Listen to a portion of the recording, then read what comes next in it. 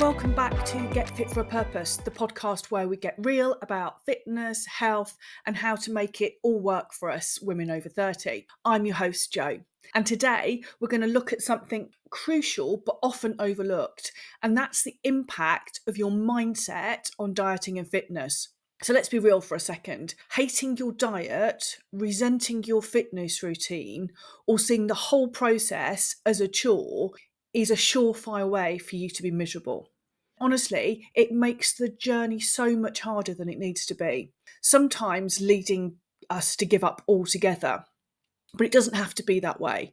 So today, I'm going to talk about how shifting your mindset can not only make the journey more enjoyable, but also more successful. So whether you're out for a walk at the moment, chilling at home, or anywhere in between, let's talk about turning those fitness and dieting challenges into something you might even start to enjoy.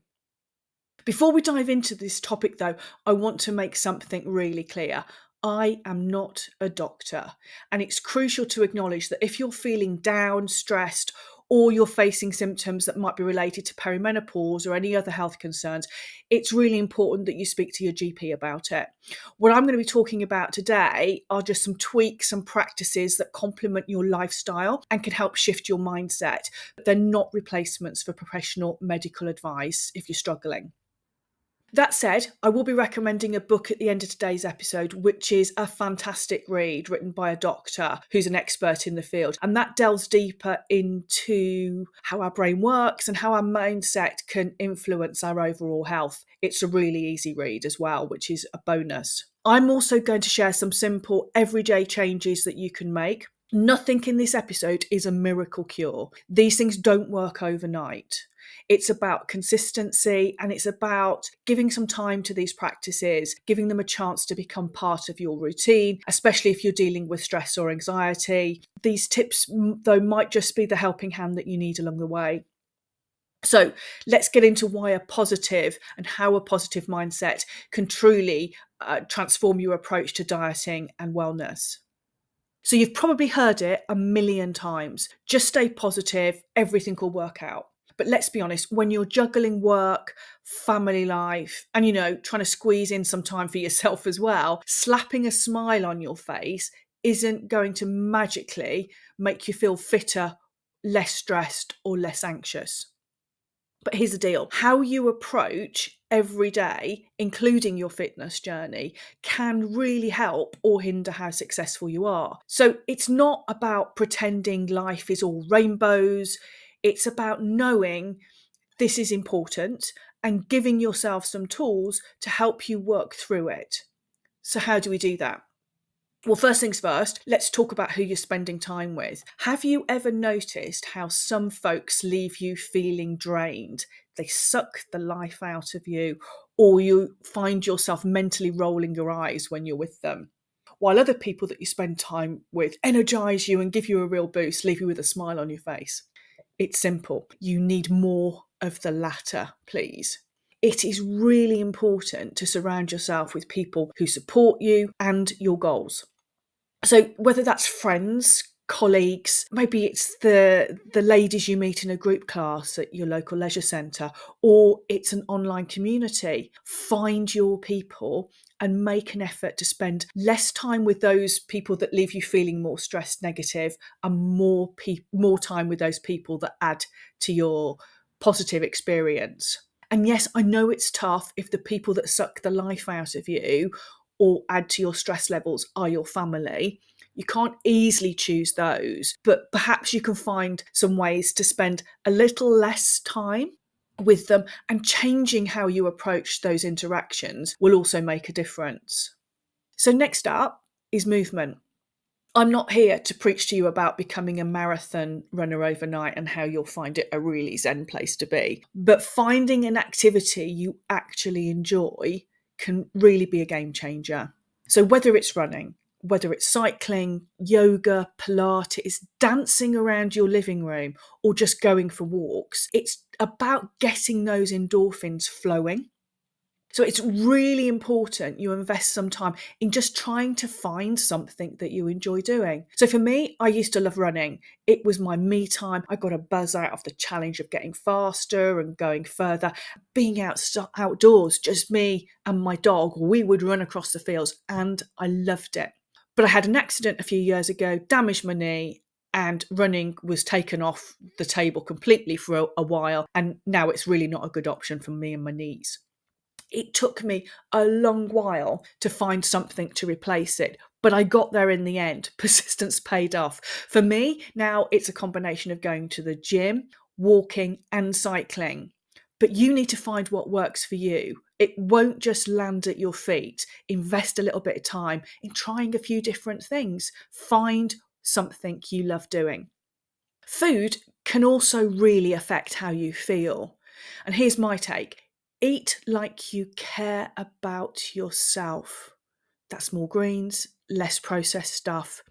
It's not about a perfect diet. It's not about cutting out food groups. It's about focusing on the good stuff, and we all know what that is, right? And including more of that into your diet. It's a positive. It's about what you can add into your diet that's good for you. Make better choices one meal at a time. The next thing I want to talk about is how we deal with setbacks, because they happen to all of us. Whether someone's hacked you off at work, you've missed a workout, you ate too much cake at that birthday party. Look, it's fine. What matters is how you bounce back. Instead of beating yourself up and letting it get into your head in a negative way, ask yourself, what can I learn from this? How can I handle it better next time? Try and find a positive, a lesson, if you will, in the experience.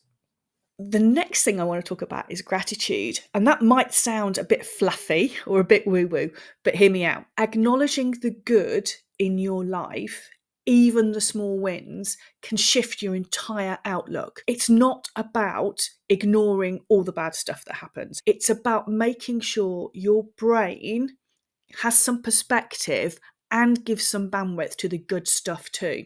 Journaling is quite a good way to practice gratitude. So just taking a few minutes each morning and all night to think about something nice that you're looking forward to, a friend that you're grateful for, that you know you have fun spending time with, whatever it is, just give your brain some good news, some good airtime in your head. If you don't know where to start with journaling, then I would recommend the 6-minute diary. I'll put the details in the episode description for you.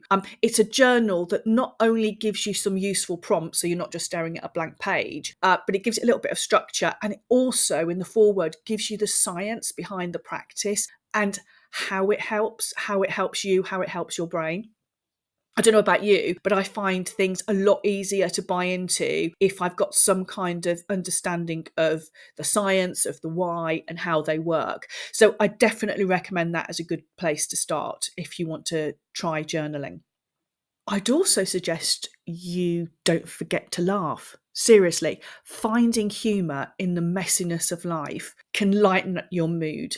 So don't take every mistake, every bad day, every slip up so seriously. Life and fitness journeys are supposed to be fun too, remember? How you start your day sets the tone for everything that follows. Remember that. So creating a morning ritual that energizes you can be really helpful. So whether that's your cup of coffee in silence, whether it's a short walk with your dog, or as I mentioned, maybe it's practicing gratitude, jotting down something that you're grateful for, doing a little bit of journaling just for a couple of minutes in the morning. It can set a really positive tone for the day. And maybe try meditation. No, that doesn't mean you need to go and, hum and sit in silence for an hour.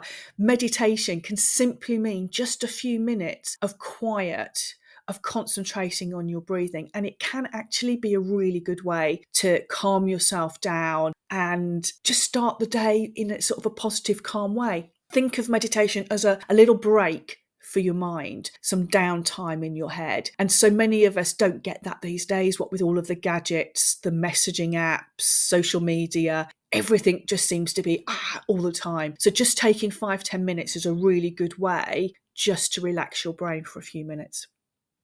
Lastly, I want to talk about tackling negative thoughts. So we all have them, but challenging them and questioning their truth and reframing them can literally rewire your brain over time. It's about arguing constructively with that inner critic, trying to look at a situation from a different perspective, changing how we view our weight loss journey or fitness goals. So instead of seeing this process as a huge number of sacrifices you're having to make, having to put your life on hold, what if we viewed it as a series of positive choices we're making for some pretty awesome reasons? Imagine you're dreading that early morning workout. Instead of thinking, oh, I've got to wake up early, I've got to torture myself, you need to reframe that. You need to start thinking in terms of, I'm choosing to start my day energized. I'm taking a step towards a healthier heart. I'm taking a step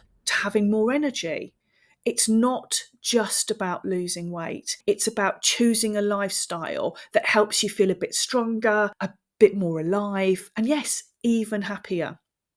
And the shift in perspective doesn't just help you stick to your goals, it can change the journey from something you dread and resent into a really positive experience where each step is a choice you're making towards being a better version of you. So I mentioned at the beginning of this episode that there was a book I would recommend for you, and it's Why Has Nobody Told Me This Before? And it's by Dr. Julie Smith. I'll put the details in the description below. It's an excellent book. It's really easy to read, short little chapters packed with information, loads of amazing explanation about what influences your brain and how you feel, and loads of tips to help you work through whether you've got low mood, anxiety, stress, self-doubt. It really is well worth a read. I think it's topped the Sunday Times bestsellers last year or the year before for weeks and weeks and weeks. It's an excellent book.